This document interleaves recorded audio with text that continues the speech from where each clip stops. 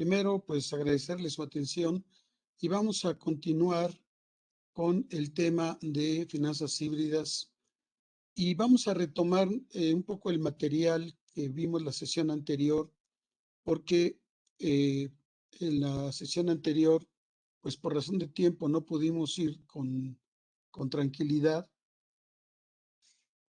desarrollando el material. Entonces ahora vamos a, perdón,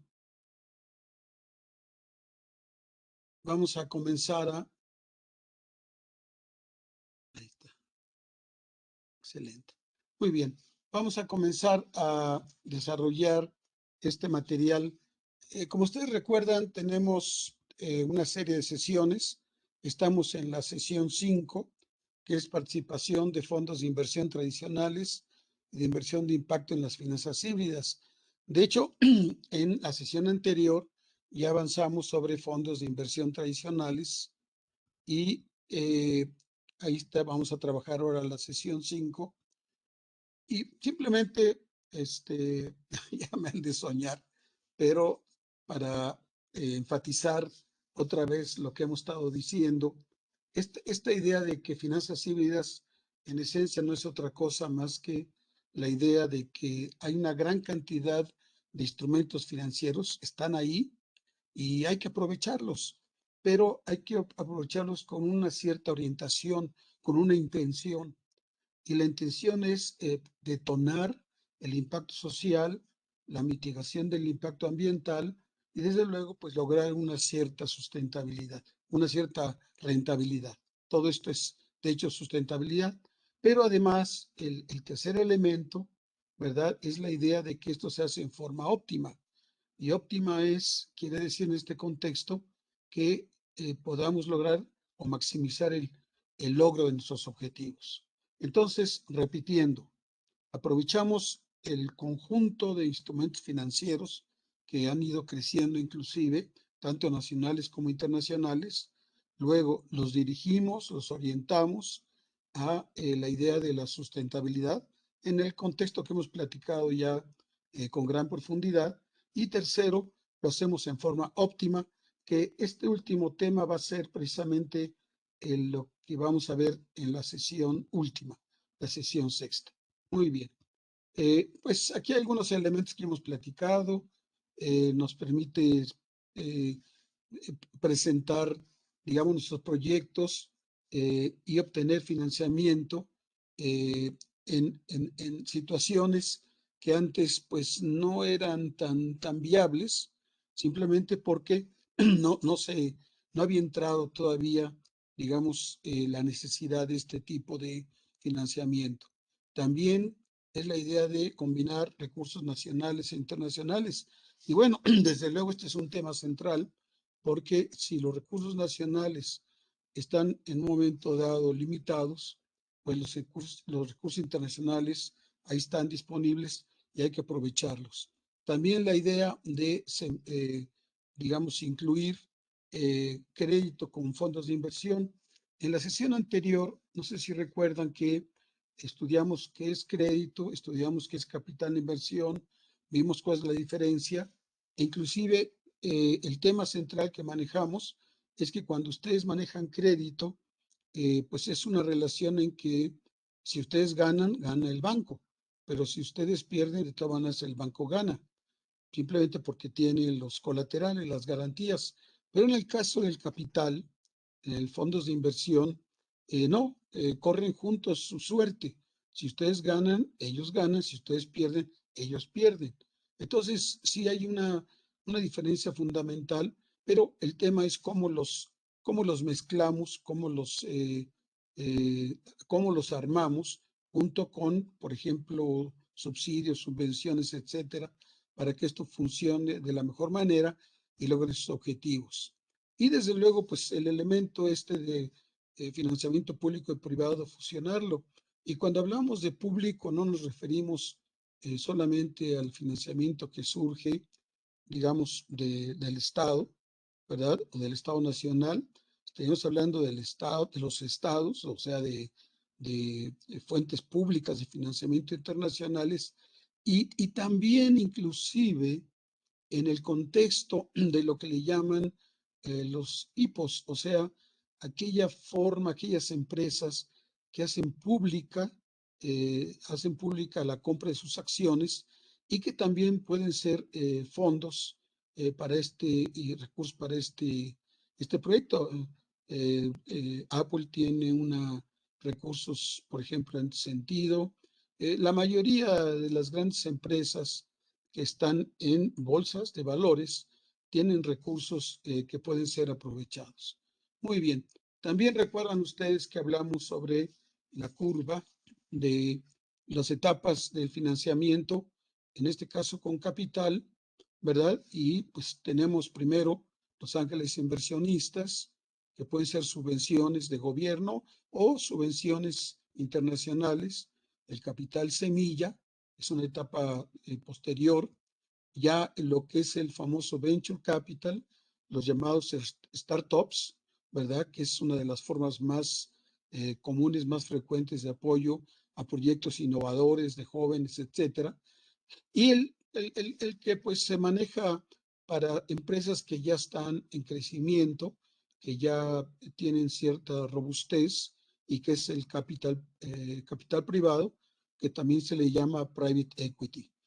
Menciono los nombres en inglés porque la literatura pues los utiliza en todos los países en inglés, que es pues el lenguaje que se utiliza más en el aspecto financiero. Y finalmente, pues la bolsa de valores, que es lo que les decía cuando el capital se hace público. Público en el sentido de que el público tiene acceso a comprar acciones, etcétera. Muy bien, hablamos en la reunión anterior, y es muy rápido nomás para repasarlo, de estos fondos de inversión tradicionales, el inversionista ángel, hablamos del capital semilla, hablamos del venture capital o capital de riesgo, que para los startups que hemos mencionado, hablamos del private equity, que en el caso de México lo maneja la MESCAP, ¿verdad? De hecho, mi experiencia fue de 8 años en una entidad que manejábamos precisamente private equity y comenzamos a transitar a capital emprendedor o venture capital porque vimos que tenía una gran posibilidad. También platicamos de las oficinas familiares, o sea, familias que crean su propia oficina de inversión y que apoyan precisamente proyectos de muy diversa naturaleza, ¿verdad? Que, bueno, ustedes conocen muchas de estas. Inversionistas institucionales, bueno, son entidades que toman recursos de terceros y lo que hacen ellos son fondos que tratan de maximizar la rentabilidad de estos terceras personas. Y entidades que son más que todo de gestión, de promoción, de apoyo, ¿verdad? Las famosas aceleradoras, las incubadoras, y como decíamos, la diferencia fundamental es que una incubadora es el principio, ¿verdad? Ayuda a salir al mercado, mientras que la aceleradora ayuda a proyectos ya en desarrollo. Bueno, entonces, estos son algunas ideas de entidades de financiamiento con capital. Son fondos de inversión tradicionales, tradicionales en el sentido de que manejan los instrumentos orientados fundamentalmente a la maximización de la rentabilidad o la minimización del riesgo del proyecto que están tomando. Muy bien. Ahora, ¿cómo se evalúa un proyecto de inversión? Bueno, lo hemos dicho, ¿no? Es una dupla, ¿verdad? Es una dualidad, la rentabilidad del riesgo, y entonces, pues la mayoría de los proyectos, o los proyectos, no la mayoría, los proyectos para su evaluación hay que determinar la rentabilidad y hay que determinar el riesgo en los sentidos que vamos a platicar. ¿Cómo se evalúa la rentabilidad de la inversión en un proyecto? Bueno, hay dos tipos, ya lo habíamos platicado, pero simplemente para refrescar las ideas de lo que habíamos platicado, lo que es la rentabilidad privada o financiera, que es la más normal, es la tradicional, es la que utilizan los fondos de inversión tradicionales, y la novedad y lo que pues estamos empujando, promoviendo, porque cada vez se hace más importante, es la rentabilidad social y de impacto de inversión. Esto es relativamente nuevo, esto está creciendo en una forma muy importante y yo no dudo que eventualmente se convierta en quizá la forma más destacada de evaluar proyectos de inversión. No importa de qué naturaleza sean estos proyectos, porque pues las macrotendencias claras señalan claramente que ya no podemos dejar a un lado la sustentabilidad. Eso ya está, llegó para quedarse y va a estar con nosotros en el mundo financiero y en el mundo, obviamente, el que ustedes trabajan e inclusive ya en las empresas. ¿Cuáles las diferencias fundamentales? Bueno, la privada, digamos, heurísticamente, por decir algo intuitivamente, pues es la rentabilidad de una inversión a precios de mercado.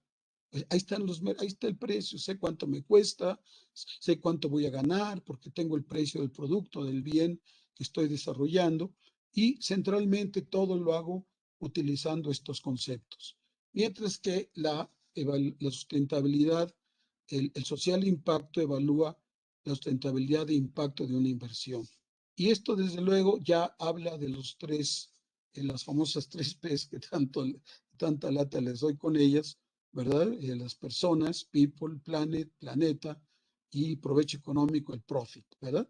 Que es el concepto que se utiliza mucho en la literatura internacional y al que se le ha añadido ahora prosperidad, algunos le han añadido regeneración, etcétera, pero esencialmente estamos hablando de estos tres elementos porque mucho de lo que se plantea adicionalmente puede estar contenido, ¿verdad? Ahora, permítame, y esto es algo que lo hicimos muy rápido en la ocasión anterior, y si quisiera irme un poquito con más pausa, porque atrás de todos estos esquemas de rentabilidad y de evaluación, pues hay aspectos contables. Y aquí vamos a hacer una revisión muy rápida y muy sencilla de una contabilidad básica para evaluación. Y yo creo que además de, digamos, tener y ser un instrumento muy valioso para la evaluación, desde luego, también es muy importante porque ustedes con esto pueden también establecer pues una cierta, digamos, comunicación más rica con sus contadores, porque ellos son los que llevan finalmente los números y los números pues no son otra cosa más que la parte dura, ¿verdad? De las entidades, de las organizaciones. ¿Cuáles son estos elementos básicos? Es muy elemental lo que vamos a platicar, pero fundamentalmente es para darle el contexto de dónde sale o cuáles son los elementos que surgen de la evaluación. Bueno, son tres. El balance general es la foto de la posición financiera de una entidad en un periodo específico del tiempo, ¿verdad? Eh, Decimos que estos se ven triadas. Los estados financieros son tres. El primero es el balance general, que se compone a su vez de otra triada, que son activos, deudas y capital. Otro de los estados financieros fundamentales es el estado de resultados, que es lo que presenta, como, bueno, seguramente muchos de ustedes ya los han manejado, pues qué pasó durante el periodo, durante el año fiscal. Cuánto se ganó, cuánto se perdió, y digamos que un símil que podríamos manejar aquí es que el balance general es la fotografía y el estado de resultados es la película, ¿verdad? Entonces, lo que hace el balance no es más que una fotografía de la película, después de la película, bueno, cómo quedó, qué pasó, qué sucedió. También algunos en los aspectos ingenieriles le llaman variables de flujo y variables de stock. Es como una presa, ¿verdad? La presa tiene una cierta cantidad de agua y entonces, pues, ese es el balance, pero luego entra y sale agua, ¿verdad? Sale el agua para los cultivos y entra el agua que viene de las avenidas. Y entonces durante el año se está moviendo, digamos, el agua, pero al final hacemos otro balance, el stock, cómo estamos, ¿verdad? Cuánta agua tenemos disponible. Y finalmente, el estado de flujo de efectivo, el llamado cash flow, que fundamentalmente lo que nos lleva es una, por llamarle una reducción, una presentación de los flujos de efectivo que se dan de un periodo a otro. Y surge obviamente de los dos anteriores. Muy bien. ¿Por qué es importante la contabilidad? Bueno, estos tres elementos que tienen ustedes ahí, balance general, estado de resultado y estado de flujo, nos permiten hacer nuestra evaluación. Los temas son contables, evidentemente, pero ya la evaluación es un tema financiero. Y financiero en el contexto tradicional y financiero en el nuevo contexto que estamos realizando aquí, cuando estamos hablando de temas de impacto social. Bien, aquí vemos rápidamente la parte contable. Bueno, el balance general, como les decía yo a ustedes, se inicia, hay un estado de resultados, hay un flujo de efectivo y hay un balance general. Hay cierta cantidad de agua disponible, entran, salen, flujos, etcétera, y al final lo que tenemos es un balance general del año fiscal. Bueno, comenzamos con el balance general. Aquí esencialmente yo les comentaba que son tres partes: el activo, el pasivo y el capital. Otra vez, esta es nuestra triada: activo, pasivo y capital. Pero hay una relación entre ellas crítica y básica, que es la regla de oro de la contabilidad, que el activo debe ser siempre igual al pasivo más el capital. Es una igualdad, ¿verdad? Que hay que respetar para una contabilidad sana. Esto debe darse siempre. Lo repito, siempre activo debe ser igual a pasivo más capital, y tradicionalmente se acomodan de las formas que les puse. El activo les da a ustedes los bienes y derechos, muestra los usos del dinero, y el pasivo les habla obviamente de las deudas, ¿verdad? ¿Cuánto debe? ¿Cuáles son las obligaciones y las fuentes de dinero? Y otra vez, activo es igual a pasivo más capital. Acuérdense que las finanzas no es otra cosa más que un análisis de origen y destino de los recursos que ustedes utilizan. El activo, a su vez, tiene otra triada: activo circulante, activo fijo y activo diferido, ¿verdad? Y ahí tienen ustedes un ejemplo, digamos, de la presentación contable de un activo, donde están todos los elementos. Pueden ver ustedes el activo circulante, el activo fijo, ¿verdad? Y el activo diferido. El activo circulante, caja y bancos, valores, etcétera. Activo fijo, edificios, maquinaria. Aquí sobre todo está la parte que podríamos llamar de capitalización. Y esto es muy interesante porque es el activo diferido, es ese concepto que a veces vale más que todo el activo fijo y el activo circulante. Por ejemplo, lo que se ganó lo que se trabajó, se gastó en una investigación, ¿verdad? Para encontrar un nuevo producto. Todo ese proceso previo es un activo diferido que vale, o la marca, el valor de una marca. Siempre el ejemplo pues es Coca-Cola, ¿no? ¿Cuánto vale la marca Coca-Cola? Pues vale más que todas las plantas procesadoras de Coca-Cola, ¿verdad? Que existen, porque ese es un activo diferido, no digerido, muy importante. El pasivo es, otra vez, pasivo de corto plazo, pasivo de largo plazo y pasivo diferido. Y vean ustedes, aquí están los elementos. Esencialmente son sus deudas de corto plazo, sus deudas de largo plazo y todo lo que son algunos pasivos diferidos, ¿verdad? Que traen ustedes y que van arrastrando. Ahí están subsidios y donaciones, sectores diversos, impuestos por pagar, órganos nacionales, o sea, son diferentes tipos de pasivos. Y finalmente el capital. El capital no es otra cosa más que la expresión más importante de lo que ustedes han hecho. Incrementaron o disminuyeron su capital. Esto es lo que es muy importante señalar. Bien, vean ustedes entonces que si mantenemos esta idea de activo debe ser igual a pasivo más capital, entonces dicen ustedes, ¿cómo voy a aumentar mi capital? Bueno, o si dejan constante su pasivo, La única forma que aumente el capital es que aumente su activo, ¿verdad? Para que se compensen. O si ustedes, digamos, se endeudan y no aumentan su activo, lo que va a pasar es que su capital va a disminuir. Entonces, siempre esta relación les permite a ustedes detectar cuáles son los efectos de mayores deudas o de más activos en su entidad. Ya están ya presentados lo que les había yo puesto, ¿verdad? Ahí está el activo, el pasivo y el capital. Esta es una forma, digamos, tradicional de presentar su balance. Muy bien. Ahora, aquí está lo que les comentaba. Aquí está el activo, que son, ahí lo pueden ver ustedes, 94 millones y un poquito, y vean ustedes que es exactamente igual, 94.630.000.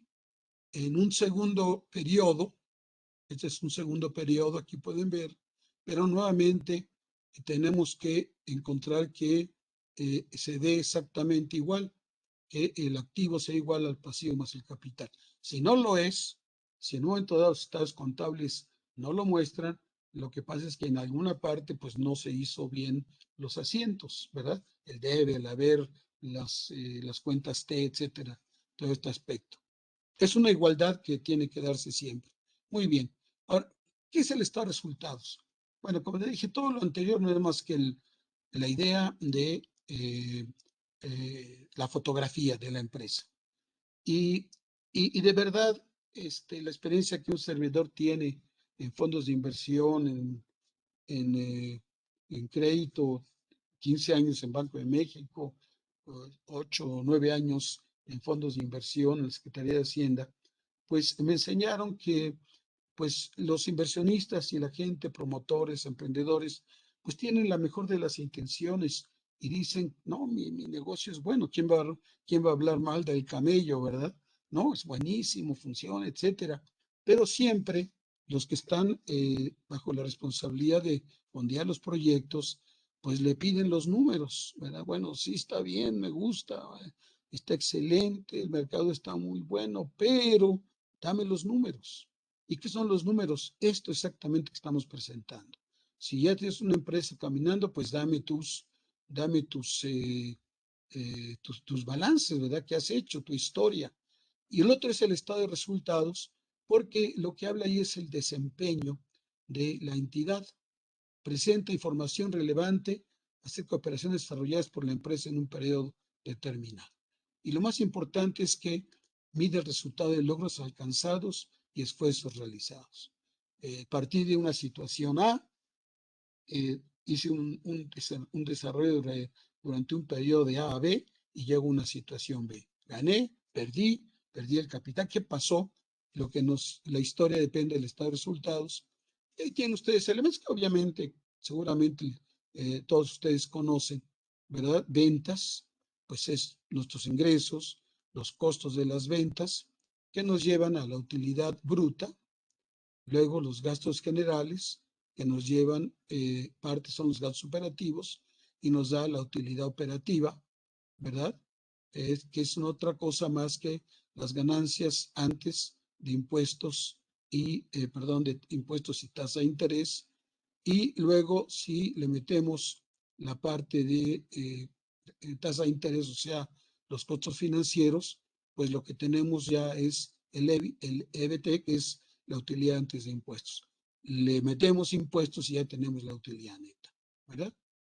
Ahí tienen ustedes un ejemplito, ¿verdad? De ventas netas, costos de ventas, incluimos depreciación, amortización, me da mi utilidad operativa, luego tenemos el costo de financiamiento, gastos, etcétera, ¿verdad? Este sería el EBITDA y esto sería las utilidades o pérdidas antes de impuestos y finalmente tenemos la utilidad del ejercicio, ¿verdad?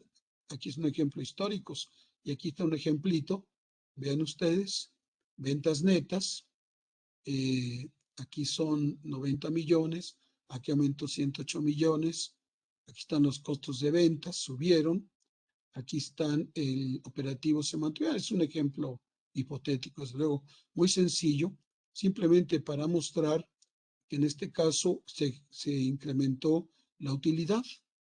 Aquí ven ustedes. Y una pregunta obvia, bueno, ¿y por qué se incrementó la utilidad? Y aquí tiene que ver con la relación que hay entre el balance del periodo 1 y el balance del periodo 2. Vean ustedes, por ejemplo, aquí la utilidad es de 78,000 y aquí para el periodo 2 fue de 102,000, ¿verdad? ¿De dónde se generó esta utilidad? Si ustedes comparan, lo que pasó es que subieron las ventas y también subió el costo de ventas, pero en realidad todo lo demás se mantuvo constante porque lo que hicimos fue gastar, aquí lo tienen, gastamos lo mismo, gastos de venta de administración, pero aquí es lo que quiero presentarles. Lo que pasó es que hicimos una inversión. Hicimos inversión, compramos maquinaria y equipo, y esta maquinaria y equipo nos permitió ser más productivos, mejoramos nuestro producto, pudimos vender más. Entonces, cuando se ven los balances, se puede ir determinando qué fue lo que hicimos y por qué, que es la parte más importante. Muy bien, todo termina con los estados de flujo de efectivo.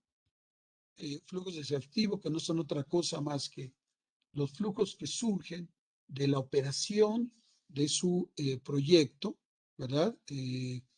Ventas, costos, etcétera, pero además considerando cuál fue la inversión que ustedes hicieron, ¿verdad? Que puede ser en un sentido estricto la inversión en activos físicos o puede ser también capital de trabajo, o sea, la gasolina del proyecto, lo que permite que ustedes lleven a cabo sus actividades de apoyo a los beneficiarios, ¿verdad? Pues necesitan viáticos, necesitan moverse, en fin, hay una serie de gastos que tienen que desarrollar y además hay que incluirle el financiamiento y nos da nuestra variación de efectivo. ¿Qué tienen ustedes un ejemplo? Ventas netas, pero aquí ya lo vemos en lo que se llama el análisis pro forma. El análisis pro forma no es más que una representación multianual o multiperiodo de cuáles van a ser nuestras erogaciones, nuestros ingresos, porque nos permite evaluar hacia dónde vamos o de dónde venimos, ¿verdad? Entonces el análisis pro forma es muy importante porque desde el punto de vista de los negocios, el financiamiento, es de donde generamos precisamente nuestra evaluación. Y vean ustedes, aquí es un ejemplo en que tenemos una inversión de 200 millones, ¿verdad? La utilidad neta el primer año, o sea, cuando arrancamos, fueron 200 millones, tuvimos que hacer la inversión, pero lo que pasó es que después ya no hacemos inversión, pero sí tenemos gastos de administración, tenemos costo de venta, etcétera, y vean que va cambiando el flujo. Este es el cash flow que se le llama, ¿verdad? Y fundamentalmente lo que representa es esos movimientos de flujos. Ustedes pueden hacer un cash flow también durante el año, ¿verdad? O lo pueden hacer anual.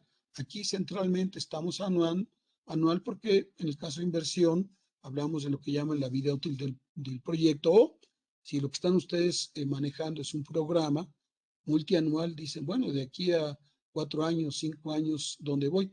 Los fondos de inversión tradicionalmente manejan periodos de 5, 7 y 10 años. Son los periodos en que después de evaluarlo, deciden si le siguen o ya no, o se salen, dicen, bueno, yo trabajé contigo, trabajamos juntos, me metí a tu negocio, pero, hombre, pues esto no caminó. Entonces viene la desinversión. O es tan bueno el negocio que la persona que lo tiene y dice al fondo de inversión, ¿sabes qué? Ya no te quiero porque ya puedo ir solo, ya me siento sólido y entonces sabes que te compro tus acciones, me salgo del fondo de inversión y bueno, en estos casos tiene que ponerse de acuerdo previamente a qué valor se van a salir. Le llaman múltiplos, depende del EBITDA, etcétera, pero a qué valor se van a salir las acciones para que no haya sorpresas, ¿verdad? Y digan, oye, pues te compro tus acciones, sí, pero ahora pues vale mucho el negocio y no, bueno, por eso hay que ponernos de acuerdo antes en cuánto voy a salir. Y la evaluación eh, la, se lleva a cabo con los indicadores que hemos mencionado. ¿Se acuerdan ustedes? Privada o financiera, hay dos, la tasa interna de retorno, que es la inversión, la rentabilidad de inversión en términos de retorno, es de las más sencillas. El valor actual neto, esto es muy importante porque lo he mencionado varias veces, es el valor de su proyecto. ¿Cuánto vale? Pues vale la suma de los ingresos netos futuros descontados por el valor de dinero en el tiempo. Es decir, ¿cuánto vas a generar? ¿Cuánto vale ahorita? Entonces yo te digo, este es mi negocio, esto vale tanto. Si me lo quieres comprar, pues por lo menos me tienes que pagar esto. Porque bueno, a lo mejor te va muy bien. Pero la parte que ya entramos de lleno es la parte social y de impacto de inversión, que no es otra cosa, mide los valores que no se reflejan tradicionalmente en los estados financieros. Eso ya lo hemos mencionado. Ahora, ¿qué es la TIR? No voy a irme al detalle, simplemente en, este, para expresar en palabras, así que heurísticamente, ¿qué significa la TIR? Pues no es otra cosa más que si yo meto un peso a una inversión, ¿cuánto genero como ingreso neto? Pues mira, sacaste una TIR de 15%, perfecto. Metí mi peso, saqué mi peso y además me llevo 15 centavos por cada peso. Eso es la TIR, ¿verdad? Esencialmente es el rendimiento que yo genero por peso invertido. La otra es el BAN, que vamos a usar y por eso lo pongo, que es lo que yo les decía, el valor de todos esos ingresos futuros que se van generando, los traigo al presente y entonces ya tengo idea desde aquí y viendo al futuro cuánto vale mi proyecto. Esto es muy importante porque no es otra cosa más que eso, el valor actual neto. La primera se expresa en una tasa porcentual, este se expresa en valor monetario. Tantos miles de pesos, tantos millones de euros, tantos millones de dólares, tantos miles de dólares, lo que sea. Pero esta es, digamos, una que nos permite determinar el valor del proyecto que estamos manejando. Muy bien. Y ahí tienen ustedes un ejemplo de cálculo. Bueno, en algún curso más amplio que podamos tener con ustedes y pues, tener el honor de compartirlo, podemos ir al detalle de cómo se calcula la TIR, cómo se calcula el BAN, qué papel juega la tasa de descuento. Entonces, pero los indicadores finales que son de financiamiento privado fundamentalmente, aquí dice que este es un proyecto que me da por cada peso invertido ahora 21 centavitos y que además,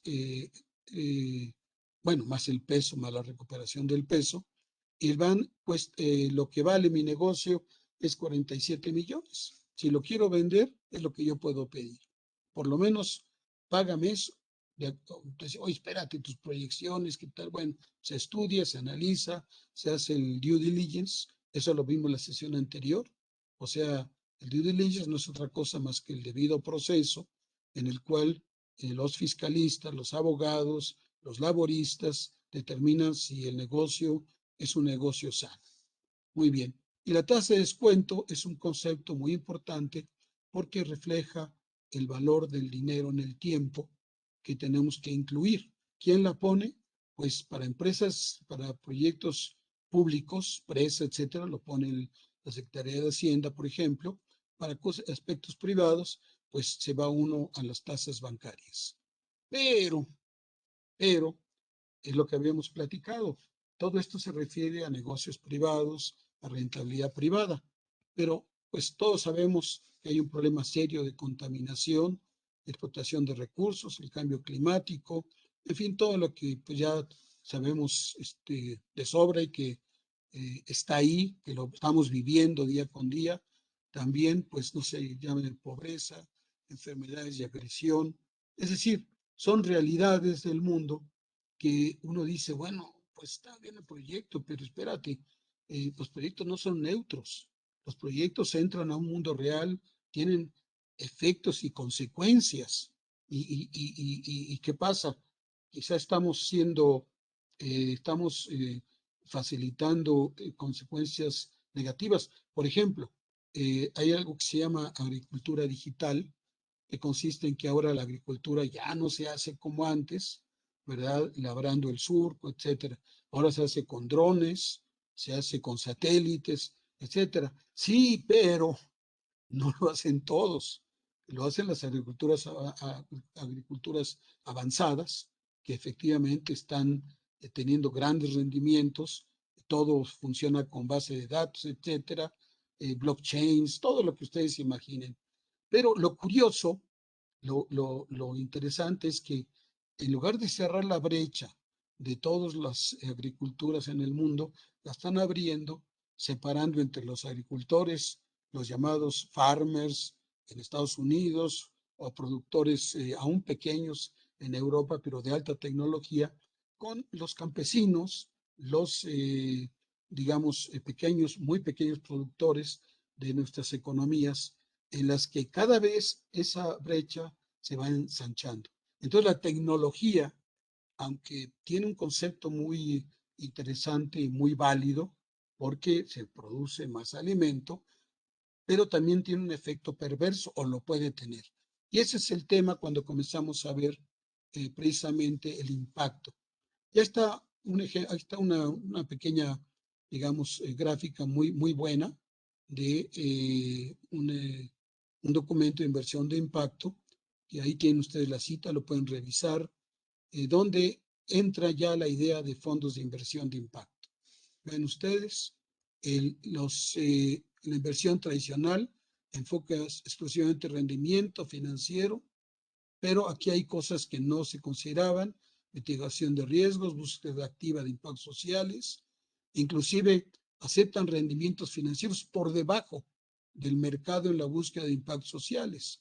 Esto es muy interesante porque sí se busca, o por lo menos buscan algún tipo de inversión, como dicen, de pérdida de recuperación de algunos costos, pero lo que también entra nuevo es la famosa filantropía, que ahora acepta desafíos sociales que no pueden generar mundo.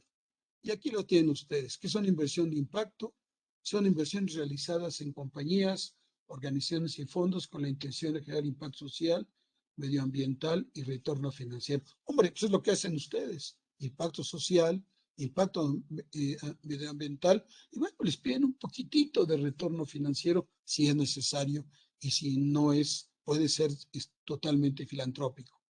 Las inversiones de impacto pueden ser realizadas tanto en mercados desarrollados como emergentes, y tener un objetivo de rango que van desde valores de mercado hasta debajo del mercado. Muy bien. Aquí está, en esta misma publicación, pues me permití presentarles el ecosistema, que es muy amplio, de fondos de inversión de impacto. ¿Verdad que hay varias? Social Lab, INADEM, Adobe Capital, Latam Fund, etcétera. La presentación la tienen ustedes, pueden irse en detalle y ver en su googlear, como dicen, cada uno de estos fondos. Aquí hay otros, las páginas verdes, Ashoka, que seguramente lo conocen, Endeavor, Promotora Social México, Gentera. Vean ustedes la riqueza de recursos que ya obedecen a un concepto de impacto. Ya es, digamos, eh, primo hermano en su espíritu de lo que ustedes hacen. Es lo que hacen ustedes: impacto, es lo que buscan centralmente. Muy bien. Y vean ustedes los elementos, ¿verdad? El impacto tiene intencionalidad, rentabilidad, e implica medición. ¿Qué es esto? Estos son las condiciones que los fondos de inversión de impacto solicitan para que, digamos, den los apoyos o los fonden. Y bien, intencionalidad, pues es obvio, una rentabilidad que puede ser mínima, pero el aspecto central pide medición. ¿Y cómo lo medimos? Y aquí entramos de lleno. Aquí está el inversionista: un impacto positivo en la comunidad. Esto ya es check, como dicen. La medición de impacto es criterio más exigente, ¿verdad? Bueno, un poquito que haya alguna recuperación, y, y la idea, pues, es una rentabilidad. Pero, ¿cómo, cómo lo medimos? Hay varios instrumentos. Aquí les ponemos un pequeño catálogo, el IRIS o IRIS, informes de impacto, tanto de inversión, el Sistema Global de Calificación de Inversión de Impacto, el índice de salida de la pobreza, la iniciativa para generar reportes globales, y este es el que nosotros en Terraética seleccionamos porque sentimos que es el que mejor genera esta comunicación, vamos a llamarle, con los fondeadores, tanto los tradicionales como los de impacto. ¿Por qué? Porque habla de un indicador que utiliza el lenguaje financiero tradicional, pero ahora lo reconvierte y lo trae a esta nueva forma de ver los proyectos. Bueno, habíamos hablado de esto, ya no insisto, pero aquí está el famoso SROI, y nuevamente les solicito que me disculpen que lo ponga en las siglas en inglés, pero así se utiliza en la literatura, y mide los valores que no se reflejan tradicionalmente en los estados financieros, incluidos los factores sociales, económicos y ambientales, en general de bienestar. Esto sí es nuevo. Esto sí es algo que se había considerado hace mucho tiempo, pero era más bien para obras como, por ejemplo, presas, eh, eh, carreteras, que tienen un impacto social. Pero ahora ya no solamente a nivel macroeconómico, esto ya es nuevo para nivel microeconómico, o sea, de proyectos en particular. Y ahí tienen ustedes la fórmula, ahí está. ¿Se acuerdan que habíamos visto el BAN? Y precisamente el ROI maneja el BAN. Para manejar el BAN, pues necesitan ustedes su flujo de efectivo. Para el flujo de efectivo deben tener idea de su estado de resultados y deben tener idea de su balance, ¿verdad? No es que ustedes lo hagan, pero pues, se lo pueden pedir a su contador o hacer ustedes sus proyecciones de su proyecto que van a desarrollar. Lo interesante es que este BAN que vimos anteriormente, ese BAN se aplicaba fundamentalmente a beneficios que tienen un valor de precio de mercado. Ahora entramos a otro planeta, a otra galaxia, donde es diferente lo que vamos a evaluar. Vamos a evaluar una serie de aspectos, algunos intangibles, pero como van a ver ustedes, los tenemos que valorizar. Son 5 etapas para calcular su ROI, ¿verdad? Esto lo tenemos del grupo Civis. Es una traducción de la metodología inglesa. Los ingleses, pues, por alguna razón han sido pioneros en esta temática. Entonces, es una metodología originalmente de Gran Bretaña, pero ya se utiliza a nivel internacional. El crear mapa de efectos, evidenciar los efectos, darles un valor, establecer el impacto, calcular el ROI y reportar. Vamos a poner un ejemplito muy sencillo, práctico, de algo que se llaman en Europa le llaman wheels on meals, o sea, comida en ruedas, ¿verdad? Y aquí un club de desayunos para adultos mayores, objetivos, proveer un club de desayunos para 30 personas mayores que residan localmente, ¿verdad? Es el objetivo. La actividad son 30 plazas para personas mayores o discapacitadas que residan localmente. Se les apoya 5 días a la semana, 50 semanas al año. Y el alcance, pues hay una parte de un contrato, una financiación, parte de la organización y hay una subvención de la autoridad local. Este es simplemente para ubicar este esfuerzo. Esto es la evaluación que les presento es ex post, o sea, ya pasó, ya sabemos lo que sucedió. Y entonces, ¿cuáles son las etapas? Bueno, 1, la teoría de cambio, el alcance. 2, identificar a los stakeholders, a los actores, a los protagonistas. 3, decidir cómo involucrar a los stakeholders, el análisis de materialidad, que es lo más importante para cada uno de ellos. Y aquí tienen ustedes el 1.1, ¿verdad? Son los cambios contemplados. El 1.2 serían quienes afecta el programa y quienes participan en el programa. Y aquí están los residentes, la autoridad local, voluntarios que van a ayudar y los vecinos que antiguamente apoyaban, digamos, antes de que entrara el programa, ayudaban a los discapacitados. Entonces, ¿qué se espera que suceda? Pues que los residentes usen menos los servicios de salud, que los residentes salen más de sus viviendas, la autoridad local mete recursos para proveerlos de desayunos nutritivos y los voluntarios les da actividad porque van y llevan a los residentes y los afecta también a los vecinos porque ellos pues ya no van a estar apoyando como antes. Segunda etapa, crear mapa de resultados. Empezar el mapa de impacto, identificar los insumos, valorar los insumos, clarificar los productos y describir los efectos. Y ahí lo pueden ver ustedes en esta matricita. El 2.2, ¿verdad? Acuérdense, el 2.2 era identificar los insumos. Aquí están. 2.2. Acuérdense, el 2.1 ya lo teníamos, la teoría de cambio. El 2.3 era identificar los insumos, valorar los insumos. Aquí está el 2.3. El 2.4 es los productos generados. Ahí lo pueden ver, 2.4. Y el 2.5 son los efectos obtenidos. Entonces, ¿qué se invierte? Tiempo, valor, pues no tiene valor.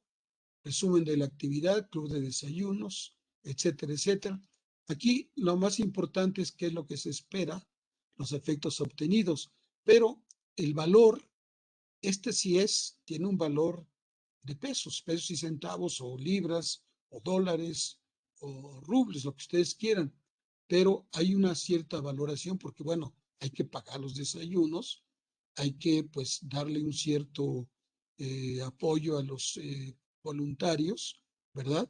Entonces, esto nos arroja 423.750. Muy bien, en unidades monetarias. Y aquí tienen los efectos, que serían las sesiones, hicieron que los residentes estuvieran más en forma, sufrieron menos caídas, las sesiones dirigidas por una enfermera ayudaron a los residentes a gestionar, los residentes hicieron nuevos amigos y pasaron más tiempo. ¿Se acuerdan cuáles era lo que se estaba buscando?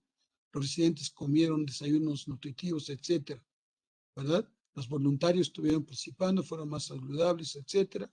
Y lo que sí pasó, y esta es la parte que llamaríamos de un efecto inverso, es que pues ya los que ayudaban, ¿verdad? Los vecinos, pues ya no, ¿verdad? Ya no van a comprar porque ya no apoyan a los vecinos, a los residentes. Luego viene la etapa 3, desarrollar los indicadores, recoger información, establecer cuánto duran los efectos y poner un valor a cada efecto. Y aquí una pequeña digresión muy rápida. Y casi siempre, pues nosotros tendemos a considerar que el programa tiene un efecto y vamos y le evaluamos. Ay, mira, todo, qué bueno, lo logramos. Pero hay que considerar que ese efecto final que se está dando no es un efecto que surja, perdón, vamos a verlo ahorita, desagregarlo. ¿Cómo valoramos? Déjenme repasar a esta parte, que es desarrollar indicadores para los efectos. Pero ¿cómo valoramos? El proceso de valoración es comúnmente conocida como la monetización. Acuérdense que decíamos que en el caso del impacto social no hay precios de mercado. Entonces tenemos que llevar un procedimiento para darle valor, porque pues, la metodología, dale un valor, si no, ¿cómo calculas el VAN? Y eso es la monetización, que consiste fundamentalmente en darle un valor monetario a cosas que no tienen un valor de mercado. Se hace a través de los proxies o se llaman proxies financieros, que es el valor social de bienes que no son comercializados a los diferentes stakeholders. Entonces, esto es quizá la parte más fuerte, más importante de todo este proceso de impacto, porque hay que darle valor a elementos que no tienen valor. Y es una tarea muy creativa y de mucha investigación. Los proxies hay dos tipos, los directos y los indirectos. Los directos es, bueno, los ahorros de costos, ¿verdad? Incremento de ingresos. ¿Por qué? Porque, por ejemplo, el ahorro de costos puede venir porque ya no tengo que ir a llevar a mi hijo al centro médico, porque hay una organización que lo está ayudando, entonces pues yo me ahorro ese recurso y eso es un valor real que está sucediendo. Ahí está, por ejemplo, el participante, el medio ambiente, efecto esperado, menos basura, y el proxy de valor es el costo de los vertederos que ahora se está ahorrando. Los indirectos, la preferencia manifestada, la preferencia revelada, el costo del viaje, valor del tiempo. No entro en detalles, estos son temas que verlos con mucho detalle, pero esencialmente lo que tratan de expresar es cómo puedo evaluar algo cuando no tengo el precio de mercado. Pues busco las preferencias, como la manifestaron, revelan que quieren algo de alguna forma. Por ejemplo, hay un lago que se quiere, pues que se quiere reservar para ecoturismo. Bueno, ¿cuánto estaría dispuesto la gente para pagar para que no se llevara esa agua y la utilizara en una industria, etcétera? Otros indicadores, pero déjenme pasar, aquí está. La etapa 3, como habíamos dicho, ¿se acuerdan? Primero, ¿cuál es el indicador? Aquí está.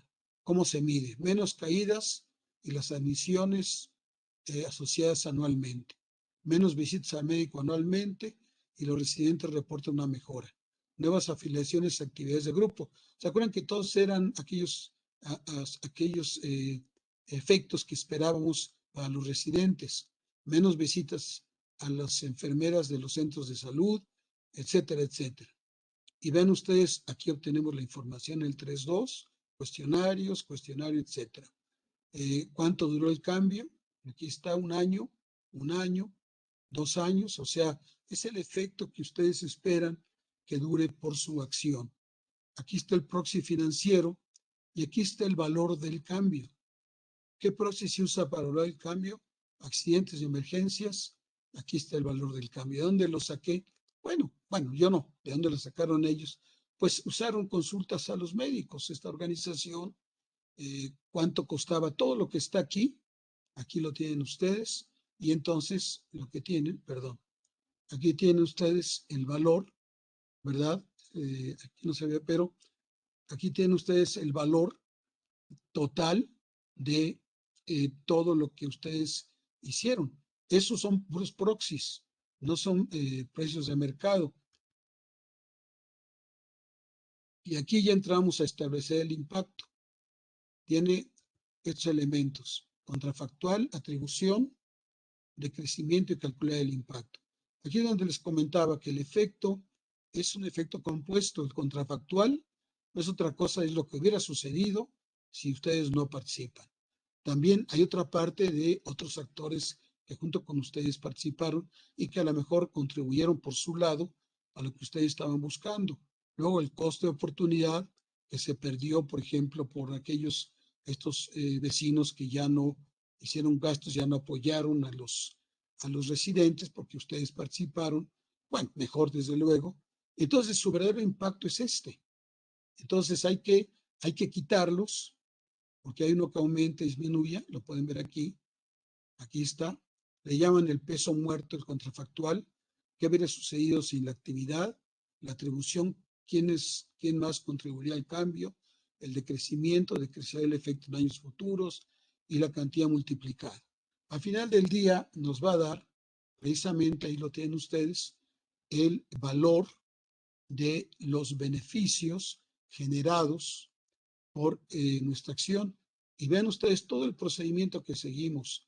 En ningún caso, digamos, tenía estos elementos valor de mercado, sino que hicimos proxies o aproximaciones de los valores de mercado. Y finalmente, tenemos calcular el ROI. Aquí es donde les comentaba yo, hacemos el proforma, proyectar hacia el futuro, calcular el valor actual neto, calcular el porcentaje o el ratio, y aquí lo tienen ustedes. Vean ustedes, aquí está, ¿se acuerdan que habíamos visto el proforma, verdad? Que es una presentación multianual de las acciones, en este caso que se hicieron, en otro caso que se van a hacer, y vean ustedes, aquí está el cálculo de los beneficios. Este es el que habíamos calculado aquí, ¿se acuerdan? Perdón. Ahí está, los 825,000. Y aquí lo que hacemos, utilizamos una tasa de descuento, ¿verdad? Que es, en este caso fue 0, para no hacer, digamos, mucha complicación, porque no lo vimos en detalle. Y ven ustedes aquí los cambios que sucedieron. Acuérdense que se habló de varios años. Finalmente, utilizaron nuestro BAN, una formulita de Excel, en lo que traemos el valor de todos estos beneficios al presente y nos da 848,521. ¿Y cuánto metimos? 423,750. Acuérdense que esto lo vimos desde la etapa 2 y nos dio entonces la relación o la razón o el ratio, como le llaman, es el BAN entre los egresos. Divido este entre este, me da 202%. O 2.02, si no lo quieren ver, digamos, como porcentaje. En resumen, entonces, ven ustedes, estos son simplemente reportar resultados. Es un ejemplo muy reciente, 2020, que lo hicieron en Corea, es un estudio que hicieron, y aquí calcularon una empresa que se dedica a ayudar a la gente buscando empleo, ¿verdad? Y aquí está un ROI de 464%, o sea, aquí están los egresos, aquí están los beneficios descontados, aquí está el BAN y aquí está 464%. Conclusiones. El ROI es útil para las entidades porque puede mejorar la gestión de programas a través de una mejor planificación y evaluación. También puede aumentar la comprensión de la organización de su efecto en la comunidad y permitir una mejor comunicación con respecto al valor del trabajo de la propia entidad. Y este es el tema más crítico que quisiera enfatizar. Por eso nosotros aprovechamos este ROI que permite precisamente expresar más tangiblemente y tangiblemente para la comunidad, pero también tangiblemente para los fondeadores, porque saben ustedes de Dan y van y saben lo que es eso, lo tienen claro. Ah, bueno, ¿cómo lo calculaste así? Oye, pero ¿cómo calculó este beneficio así y así? ¿Verdad? Y también las entidades públicas, las fundaciones, los fondos de inversión y otras personas morales sin fines de lucro pueden utilizar el ROI para monetizar su impacto social en términos financieros. Pues termino, es un ejemplito que quería ponerles, pero pues ya no tiene, ya es más que todo es regresar a lo mismo. Pues les agradezco mucho su atención y simplemente destacar los puntos centrales como una especie de resumen. El resumen es finanzas híbridas, ya vimos los 3 elementos, tiene su triada, vimos cómo se evalúan los proyectos en general, rentabilidad, vimos cuáles son los tipos de rentabilidad y vimos la rentabilidad financiera y la rentabilidad social. La rentabilidad financiera, vimos la TIR, mencionamos y el BAN. Y el BAN lo mencionamos porque el siguiente indicador, que es la cuestión social de impacto, necesita utilizar el BAN. ¿Por qué? Porque esa es la que utilizamos en este caso.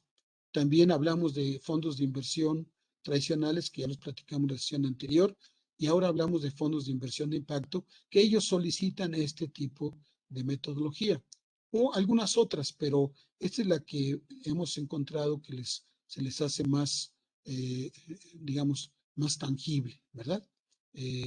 Con mejor visibilidad de lo que ustedes hacen. Y terminamos presentándoles a ustedes la metodología de la evaluación de impacto, las 5 etapas y cada una de las subetapas. Pues muchas gracias, les agradezco pues que nos hayan dedicado esta hora y esperamos que sea de utilidad. Muy amables y que tengan ustedes una muy bonita semana.